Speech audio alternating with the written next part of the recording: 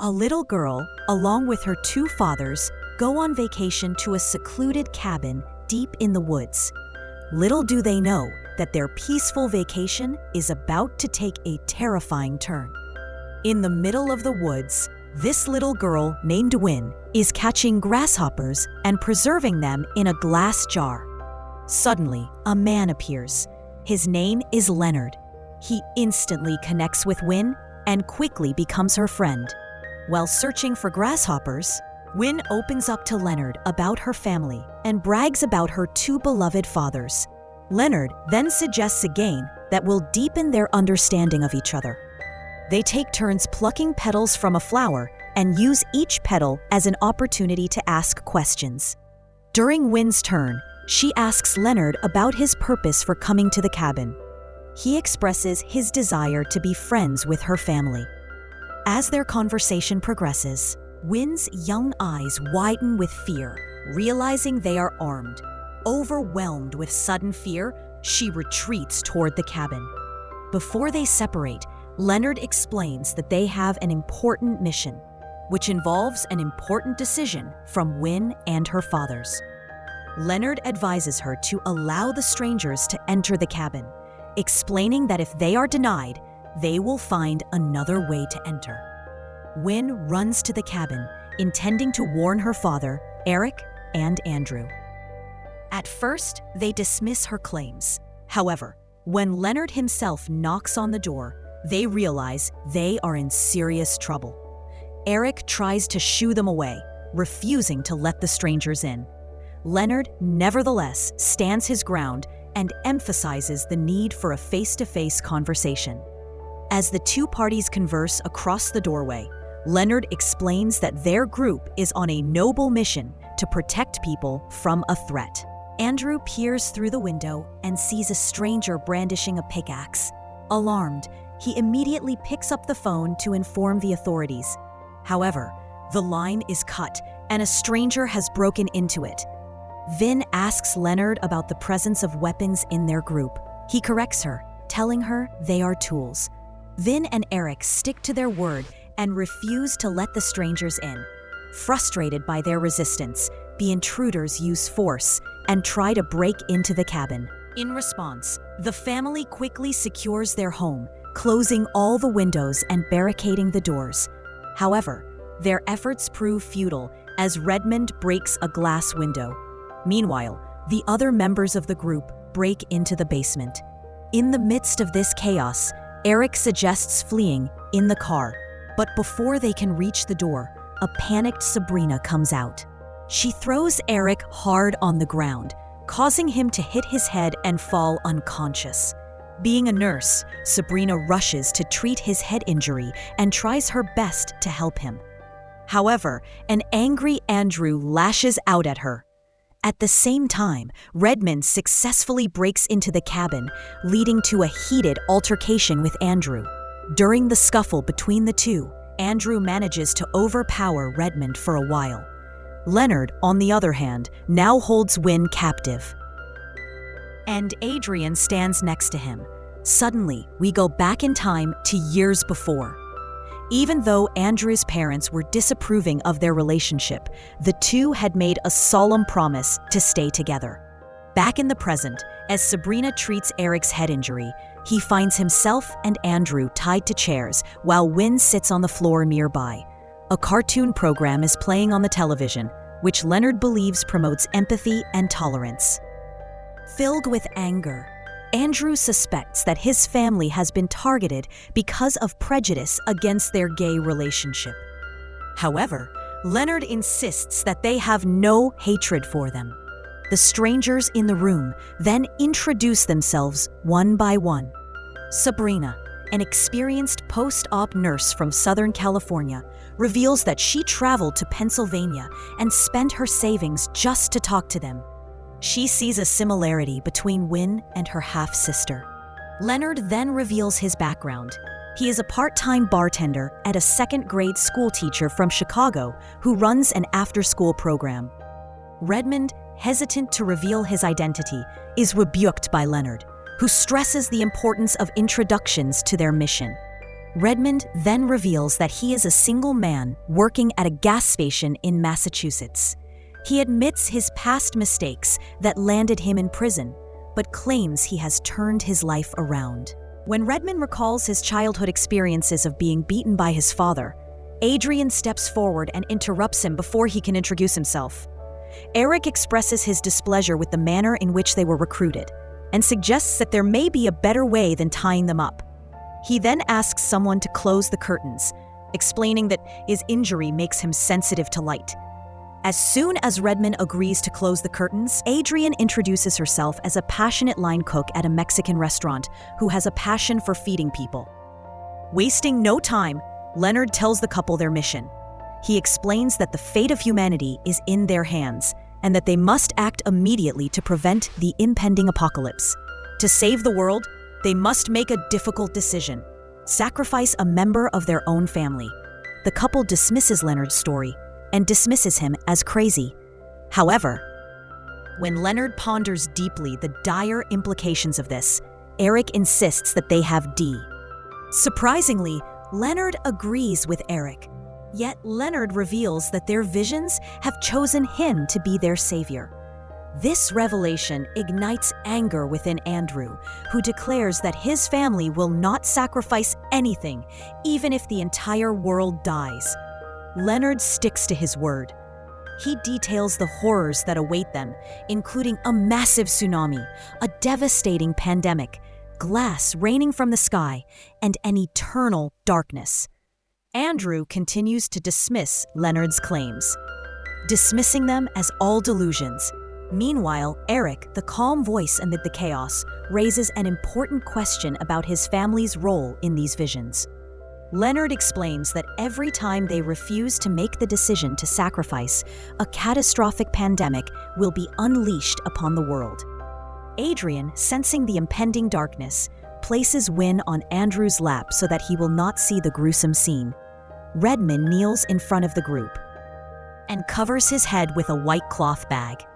This moment, Eric sees a strange light reflecting off a mirror near the door. Suddenly, without hesitation, the team takes action. With sharp tools in their hands, they swiftly bludgeon Redmond to death, crushing his head, ending his life abruptly. Eric's memories suddenly come flooding back, and he remembers the touching moment when he and Andrew adopted Wynne. She was a little girl with a cleft lip, and they opened their hearts to give her a loving home. After Redmond's death, the team returns to the cabin and begins to clean up. Leonard turns on a news channel on the TV. As they gather, they watch a news report about a series of earthquakes and tsunamis that are devastating the Pacific Northwest. Leonard explains that the first plague they saw was a direct result of Redmond's execution. Leonard turns off the TV and addresses the detainees. He explains that an important decision awaits them in the morning. Amid the tension, Eric's mind wanders to the first day of his vacation. The happy family dances to the lovely music of Boogie Shoes playing on the radio. Arriving at their destination, they swim in the nearby lake and spend time together. Suddenly, Eric finds himself in the bathroom mirror. Sabrina attends to his needs and shares her journey from disbelief to faith. She urges Eric to accept the reality of their dreams and join them. However, Eric remains firm and insists that he is with his family. Meanwhile, Wynne desperately tries to escape the cabin through the basement, but Leonard quickly catches her and brings her back. Leonard tries to calm Wynne down, while Andrew claims that their family was specifically targeted. Andrew suddenly remembers a night when he was attacked at a bar years ago and is certain that Redmond was the attacker. Eric corrects him, saying that the attacker's name was O'Bannon, but Andrew insists that his claim is true. Leonard confronts Andrew, who asks for his wallet back to verify Redmond's true identity. Leonard refuses to believe him and says that his name is irrelevant as long as he also sees the visions. However, Adrian expresses concern about their mission and reminds them that Redmond was the one who first told them about the cabin through their message board. Leonard corrects him, saying that he had these visions before he joined Redmond's cabin. Suspicious of the team's motives, and being a human rights lawyer, Andrew makes a threat. In response, Leonard shows a photo of his students, revealing that they were his motivation for saving them from the apocalypse. Before the sun sets, Leonard adjusts the couple's seats and seats them facing each other so they can make their decision the next morning. Adrian prepares a delicious breakfast for Vin, while Andrew shares his plan with Eric. Andrew intends to break free from the ropes binding him and reach the trunk of the car where a gun is hidden, so they can save themselves. Andrew tells the others about the dangers of being part of an online group. He warns them about shared misconceptions that can wreak havoc in their lives. Leonard argues that they have come together because of their shared viewpoints. Seizing an opportunity, Andrew distracts Leonard's team, allowing Vin to secretly hand Eric a knife. Eric uses the knife to try to cut the ropes that are binding him. Adrian then steps forward and admits that if they refuse to make the sacrifice, she will be next. Eric tries his best to convince them that nothing will happen if they don't make a decision. But Adrian insists that only a decision can put an end to their plight. She has a son named Charlie, whose death she has seen in her dreams many times. However, despite Adrian's pleas, the couple remains firm on their decision. With a heavy heart, Adrian kneels down and covers her head with a white cloth, sacrificing herself for them. Leonard now announces the arrival of the second plague and urges Sabrina to turn on the TV. They all witness a deadly flu outbreak. Eric then confesses that just before Redmond's execution, he saw a mysterious figure in the mirror. Andrew tries to convince Eric and says that the figure was due to Eric's brain stroke. According to Andrew, the figure in the mirror was the result of Eric's altered perception.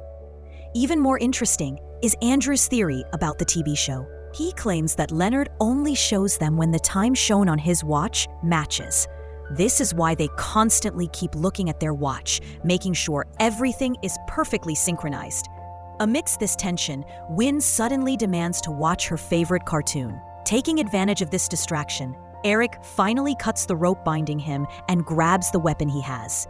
Andrew also finds a chance to break free from his shackles. He quickly runs towards their car. However, his escape doesn't last long as Sabrina stabs him in the knee. Andrew also retaliates and stabs Sabrina.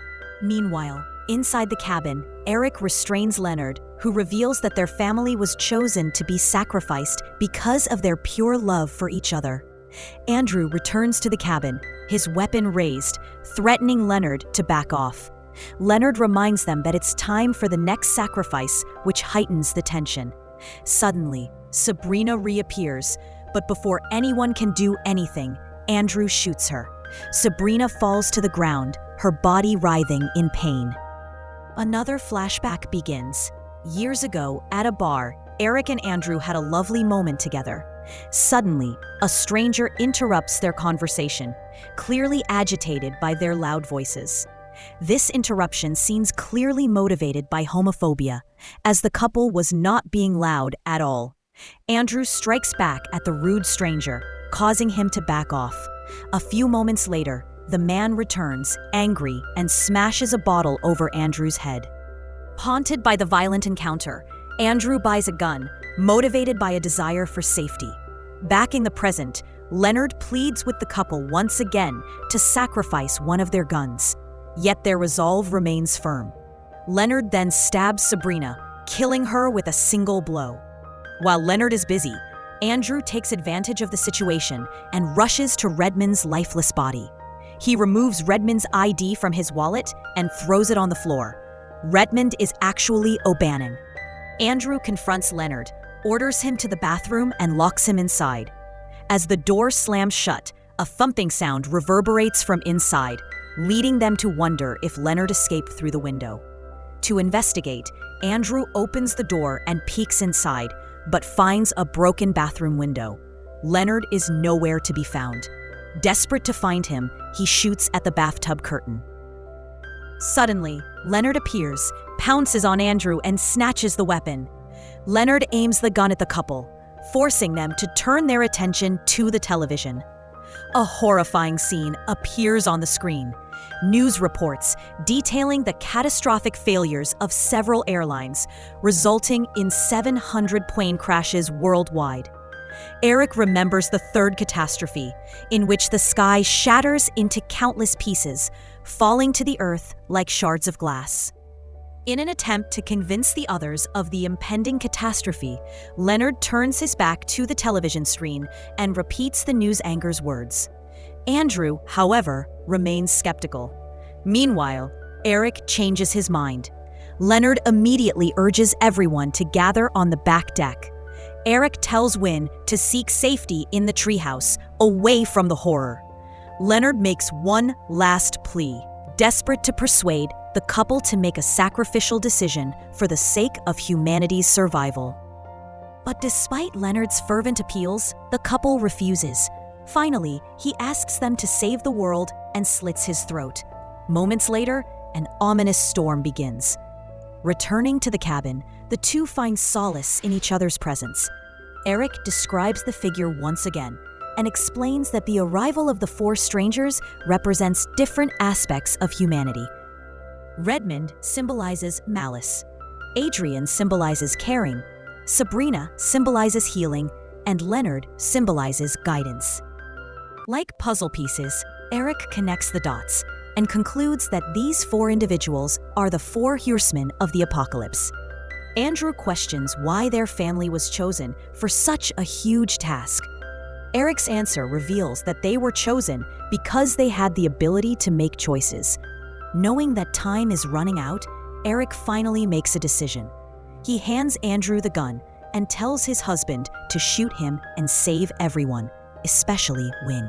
Despite Andrew's insistence that he should be the sacrifice, Eric paints them a vivid picture of their future.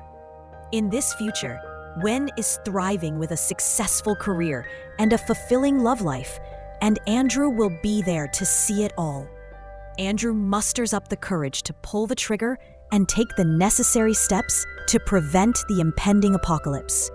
Overwhelmed with grief, Andrew runs to the treehouse, where he hugs his daughter tightly. Meanwhile, lightning strikes and lights up the cabin.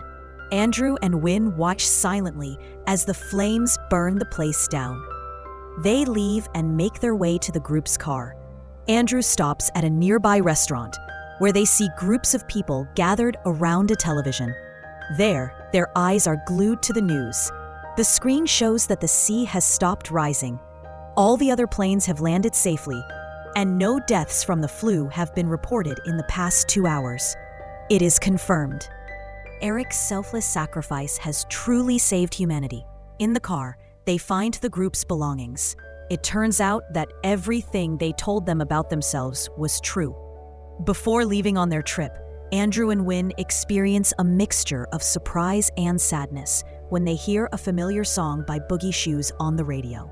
After deliberation, Andrew decides to leave the radio on and let the song continue. He and Wynne begin their new lives without Eric, carrying his memories with them.